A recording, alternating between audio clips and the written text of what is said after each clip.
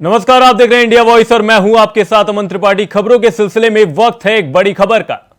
इस वक्त की बड़ी खबर दिल्ली से निकलकर सामने आ रही है। जी हां, आपको बता दें, संसद के मॉनसून सत्र का आज तीसरा दिन है। इस वक्त की ये बड़ी खबर आप तक पहुंचा रहे हैं राज्यसभा की।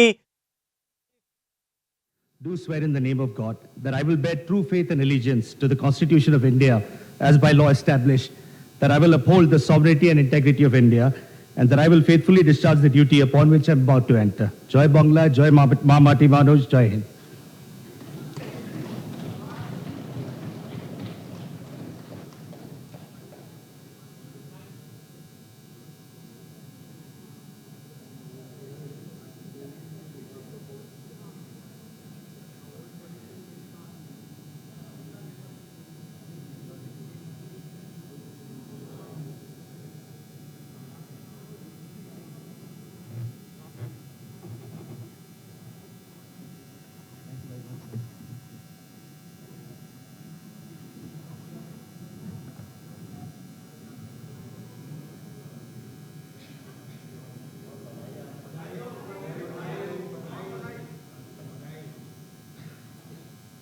Papers to be laid on the table. इनका उद्देश्य दुरुद्देश्य मैं आपका आग्रह मान रहा हूँ, सिर्फ हमारा जो कार्यवाही है वो बाधित करना चाहते हैं। मैं आपका आग्रह मान रहा हूँ, मैं सरकार भी चर्चा करने को तैयार है। सदन के नेता माननीय राजनाथ सिंह जी भी एक बार आग्रह कर दें।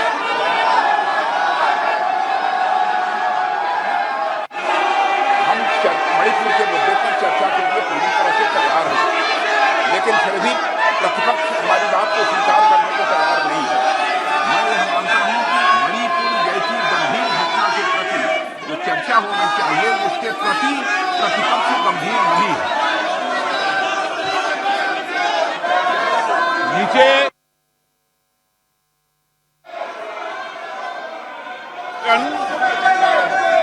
ये सदन चर्चा संवाद के लिए आपको जनता ने पोस्टर लेके देने के लिए नहीं भेजा है। मैं चर्चा कराने के लिए तैयार हूं। पहले प्रश्नकाल होगा, प्रश्नकाल के बाद चर्चा होगी। प्रश्नकाल महत्वपूर्ण है।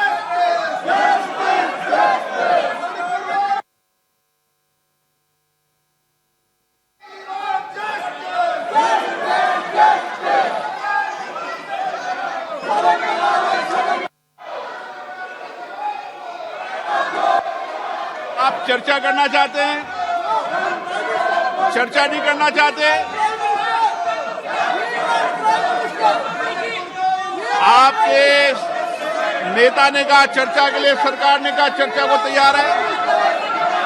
नो, नारेबाजी से कोई समस्या का समाधान नहीं निकलेगा।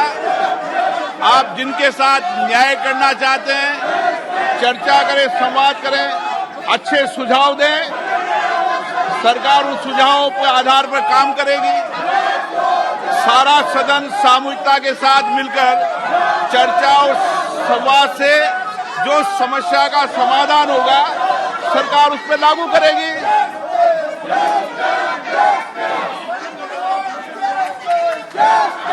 प्रश्नकाल, प्रश्न संख्या 41, श्री सुबोध पाठक।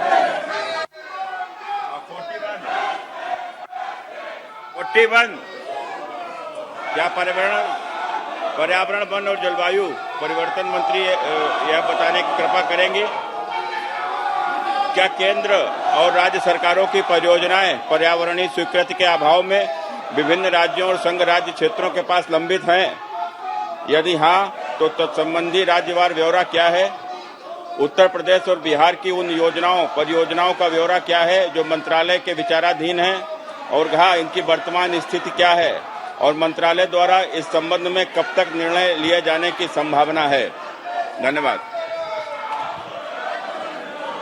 माननीय अध्यक्ष महोदय, कुल मिलाकर के 153 परियोजनाएं लंबित हैं और उत्तर प्रदेश और बिहार के बारे में जो माननीय सदस्य ने पूछा है उसका भी उत्तर इस विस्तार के साथ लिखित में दिया गया है।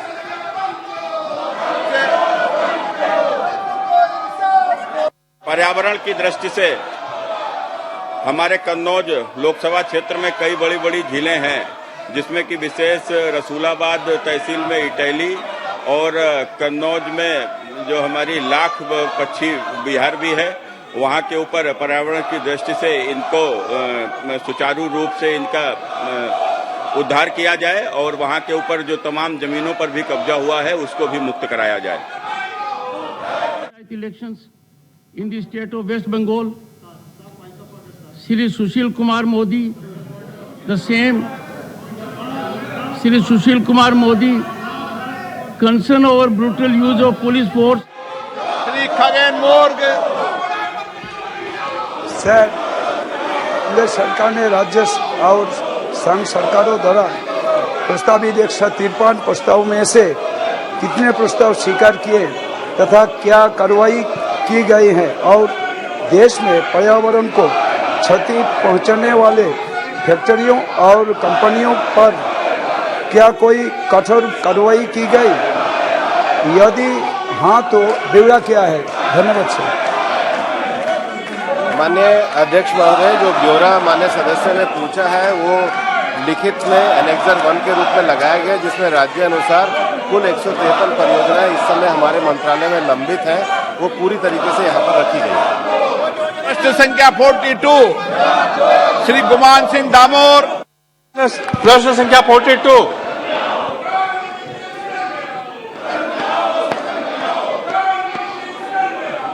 प्रश्न संख्या 42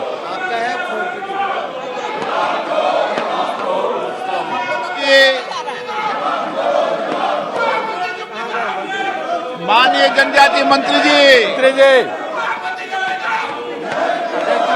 उत्तर सभा पटल पर रख दिया गया है, माननीय सदस्य को उत्तर दे दिया।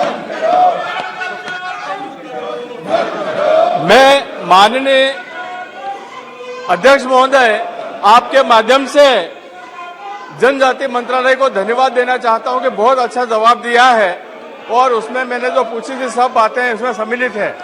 मैं आपके माध्यम से माननीय मंत्री जी से एक प्रश्न पूछना चाहता हूं कि जिस प्रकार से जनजाति क्षेत्रों में निजी संस्थाएं धर्मांतरण का काम करती है और जनजाति संस्कृति को नष्ट करती है, तो क्या सरकार तो प्रयास कर ही रही है, परंतु इस क्षेत्र में निजी संस्थाओं का सहयोग लेकर के धर्मांतरण को रोका जा सकता है, जनजाति संस्कृति का संरक्षण किया जा सकता है? ये मैं आपके माध्यम से जानना चाहता हूं।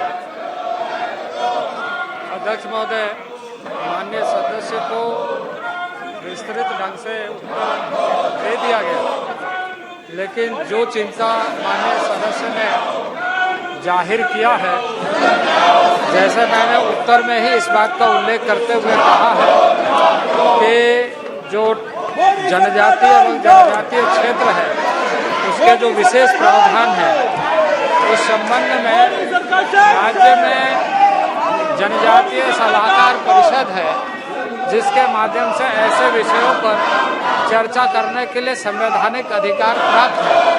राज्यों को इन सारे मामले पर गंभीरता से विचार करते हुए ये ध्यान में रखना चाहिए कि उनकी संस्कृति परंपराएं बनी रहें। अध्यक्ष महोदय, मैं आपके माध्यम से पूरक प्रश्न यह पूछना चाहता हूं कि क्या जनजाति संस्कृति रीति राज्यसभा की कार्यवाही स्थगित कर दी गई है। इस वक्त की ये बड़ी खबर आप तक पहुंचाई जा रही है। संसद के मॉनसून सत्र का आज तीसरा दिन था। आपने देखा किस तरीके से विपक्ष द्वारा बवाल काटा गया। इसी बीच आपको बता दें, थोड़ी ही देर में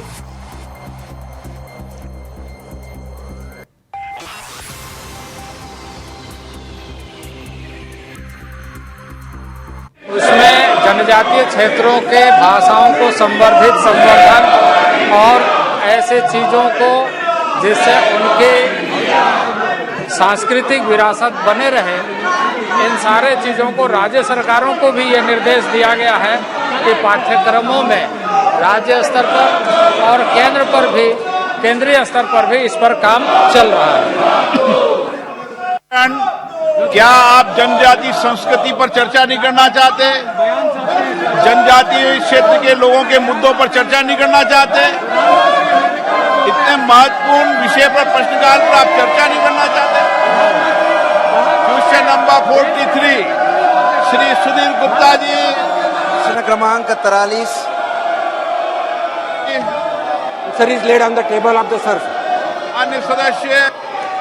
माननीय अध्यक्ष जी, आपके माध्यम से मैं माननीय वित्त मंत्री जी को, देश के प्रधानमंत्री जी को धन्यवाद देना चाहूँगा कि मेरे प्रश्नों का बहुत ही विस्तृत उत्तर दिया है।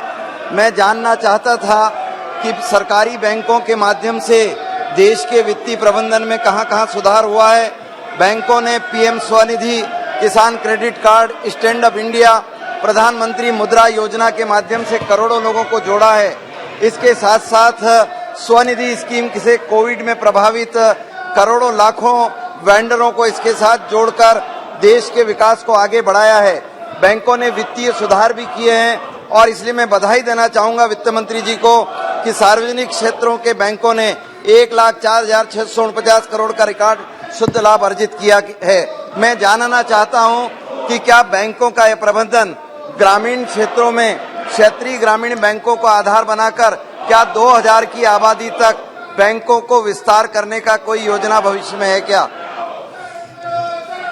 माननीय अध्यक्ष महोदय, जैसे हमारे सदस्य ने बताया कि बैंकों का परफॉर्मेंस बहुत ही अच्छा हो रहा है और ग्रामीण क्षेत्र में पर्टिकुलरली फार्मिंग सेक्टर में विकसित होने के लिए रीजनल रूरल बैंक के माध्यम से हमेशा उसका रिव्यू लिया जाता है और रिव्यू के बाद किसान हो या प्राइमरी लेंडिंग के लिए बैंक बोर्ड हो या सरकार के माध्यम से जो स्कीम चल रही है, रिव्यू कैसा परफॉर्मेंस बढ़े इसलिए काम किया जाता है।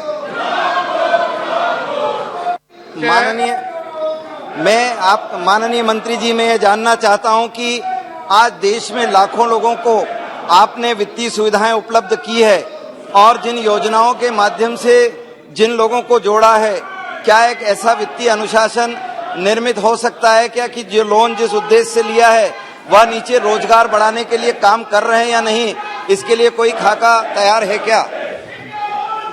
माननीय अध्यक्ष महोदय, माननीय प्रधानमंत्री जी के नेतृत्व में वित्त मंत्रालय ने जो अलग अलग स्कीम्स चालू किया है, जिसे मैं बताना चाहता हूं, मुद्रा लोन हो या स्वनिधि योजना हो या सेल्फ हेल्प ग्रुप हो, इसी के माध्यम से छोटे उद्योग या बड़े उद्योग को वित्त मिलता है, अर्थ मिलता है और उसके माध्यम से रोजगार भी बढ़ा है।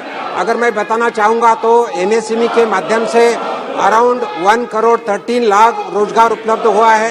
मुद्रा के माध्यम से 39 करोड़ लोगों को भी रोजगार उपलब्ध हुआ है। तो हर क्षेत्र में रोजगार उपलब्ध हो रहे और जैसा प्रधानमंत्री के माध्यम से जो रोजगार सम्मेलन ले रहे हैं, वैसा प्राइवेट सेक्टर में भी रोजगार उपलब्ध हो रहा है और लोगों को उनका फायदा हो रहा है। धैर्यशील माने। धन्यवाद अध्यक्ष महोदय।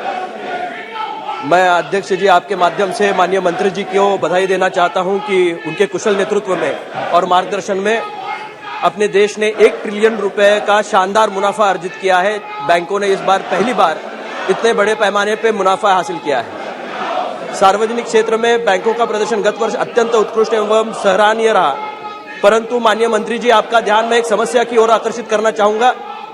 देश में करोड़ों गरीब, कमजोर वर्ग तथा मध्यम वर्ग के व्यक्ति अपनी विभिन्न प्रकार की आवश्यकताओं की पूर्ति के लिए ऋण लेते हैं। दुर्भाग्यवश कई बार कुछ व्यक्ति कुछ समय के लिए ऋण चुकाने में असमर्थ हो जाते हैं। कई व्यक्ति क्रेडिट कार्ड ईएमआई चुकाने में आकस्मिक परिस्थितियों, बीमारी, व्यापार में घाटा इत्यादि के कारण समय पर ईएमआई नहीं चुका पाते। इन मामलों में यह देखा गया है कि बैंकों का उनकी तरफ का रवैया सहानुभूति पूर्वक नहीं रहता, बजाय उसके वो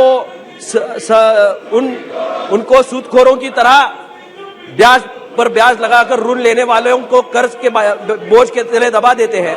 बैंकों का राष्ट्रीयकरण होने के पूर्व देश में साहूकारों का और सूदखोरों का आतंक था।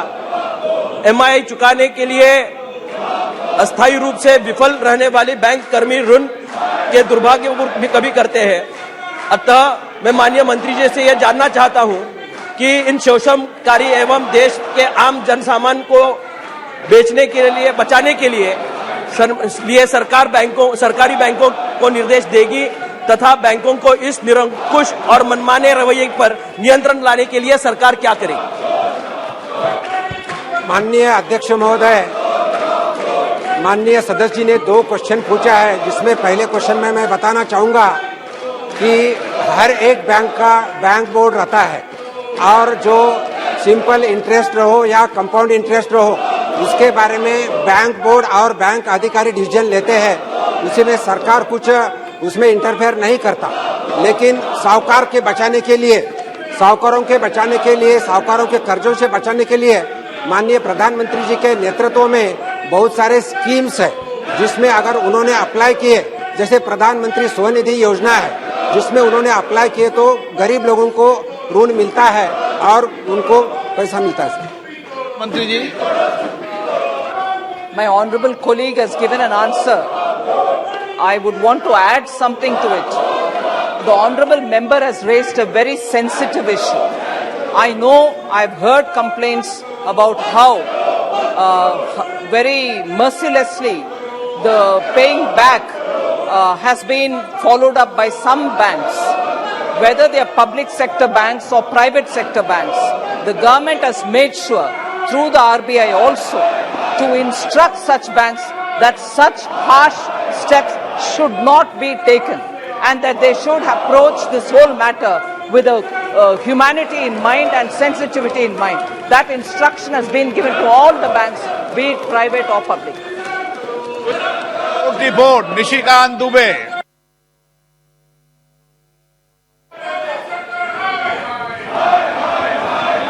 माननीय अध्यक्ष जी, मंत्री जी का जो उत्तर है, माननीय प्रधानमंत्री जी का जो एक मिशन है स्किल डेवलपमेंट, पहली बार भारत सरकार ने जो है स्किल डेवलपमेंट पर बड़ा काम किया। हमारी सरकार बहुत अच्छा काम कर रही है, लेकिन जो इनका उत्तर इसका या एजुकेशन का उत्तर है, जिसके दोनों के मंत्रालय के वो मंत्री हैं, उसमें सबसे महत्वपूर्ण बात जो है कि महिलाओं का प्रशिक्षण का जो रेशियो है आज भी कम है। मंत्री जी ने अपने उत्तर में 34% कहा है, और इसका जो मुख्य कारण मुझे इस उत्तर से दिखाई दे रहा है कि एनएसडीसी है या अलग अलग मंत्रालय, 20 मंत्रालय हैं जो स्किलिंग का काम करते हैं, उसके कोऑर्डिनेशन के लिए एक कमेटी शायद बनी है या नहीं बनी है मुझे नहीं पता, लेकिन उसके बावजूद भी, इतने प्रयास के बावजूद भी महिलाओं की संख्या घट रही है। मेरा आपके माध्यम से माननीय मंत्री जी से आग्रह है या मेरा सुझाव है या प्रश्न है कि जो एनएसडीसी है और जो सारे मंत्रालय स्किलिंग का काम कर रहे हैं, उसको कोऑर्डिनेशन के लिए क्या कोई कमेटी बनाने का इरादा है, और यदि इरादा है तो उसमें महिलाओं की संख्या कैसे बढ़ेगी, उसके बारे में भारत सरकार की क्या सोच है?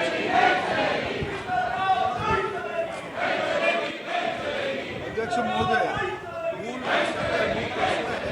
महिलाओं की पार्टिसिपेशन, ये बात सही है। आदरणीय सदस्य जी ने जो विषय उठाया है, शॉर्ट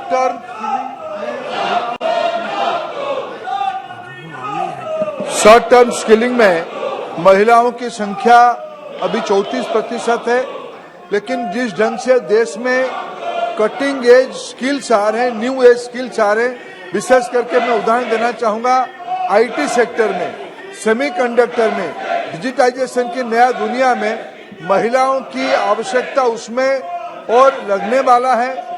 अभी जैसे मोबाइल इंडस्ट्री इमर्ज कर रहा है, मोबाइल इंडस्ट्री में सारे पैकेजिंग असेंबलिंग के काम महिला करते हैं। आने वाले दिनों में इसकी संख्या बढ़ेगी। भारत सरकार की स्किल डिपार्टमेंट की नेतृत्व में मेटी जैसे अनेक विभागों की कोऑर्डिनेशन में इस संख्या को बढ़ाने का प्रयास किया जा रहा है।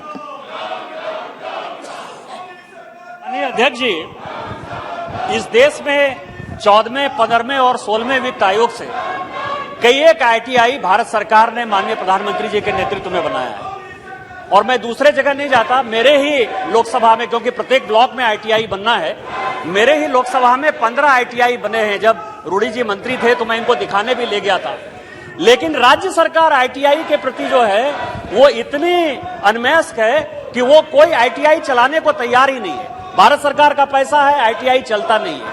और उस वक्त ये योजना बनी थी कि आईटीआई को भारत सरकार, चूंकि उसका पैसा है, तो ये स्किलिंग के लिए उसका उपयोग करना चाहिए और राज्य सरकार सहयोग नहीं कर रही है। क्या केंद्र सरकार इन सारे आईटीआई को, जो कि भारत सरकार के खर्चे पर बना हुआ है, उन सबों को अपने हाथ में लेकर स्किलिंग का एक बड़ा कार्यक्रम चलाने का विचार रखती है? अध्यक्ष महोदय, हमारी संघीय व्यवस्था में आईटीआई चलाने की काम राज्य सरकारों की है। ये बात सही है। कुछ राज्यों में ने राज्य सरकार की उदासीनता के कारण ये बात ध्यान में आती है, लेकिन अभी फिलहाल भारत सरकार आईटीआई को सीधा लेके चलाने की कोई प्रस्ताव नहीं है। तिवारी जी।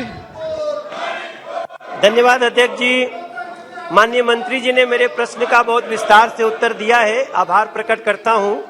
और स्किल डेवलपमेंट के माध्यम से देश के युवाओं को बहुत अच्छी संख्या में रोजगार भी मिला है।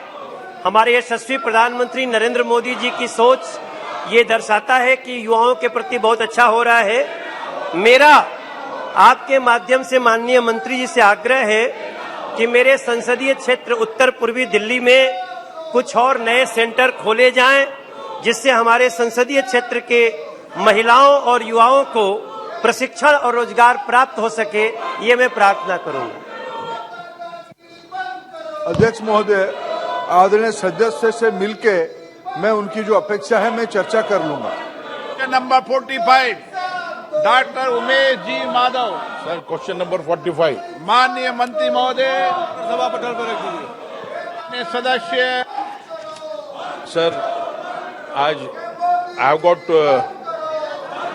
Question. India is making great progress in the field of IT and is known as an IT hub. So my first supplementary question to the Honorable Minister is, what are the measures that have been taken by the government to simplify all the issues related to the income tax? My second question is, what are the steps that have been taken to increase the tax moral?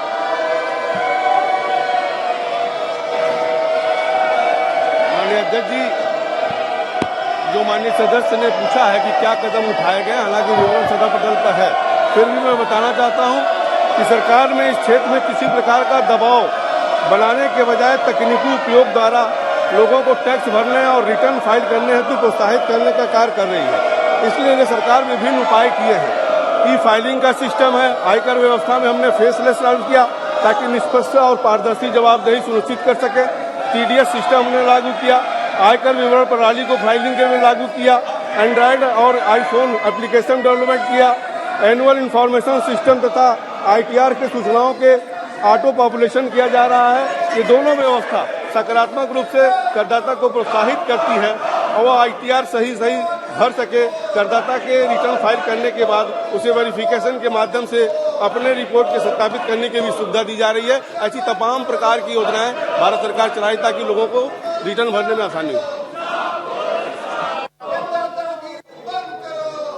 Speaker sir, I want to ask the Honorable Minister that while the faceless assessments have been a game changer in ease of filing and compliance, the faceless assessments also result in several high-pitched assessments, and many times these high-pitched assessments create issues of compliance and otherwise for startups and SME companies. What is the government doing to take steps to address the issues arising out of these high-pitched assessments? फिलहाल के लिए इस bulletin में सिर्फ इतना ही। देश और दुनिया से जुड़ी तमाम बड़ी खबरों के लिए देखते रहिए इंडिया वॉइस। धन्यवाद।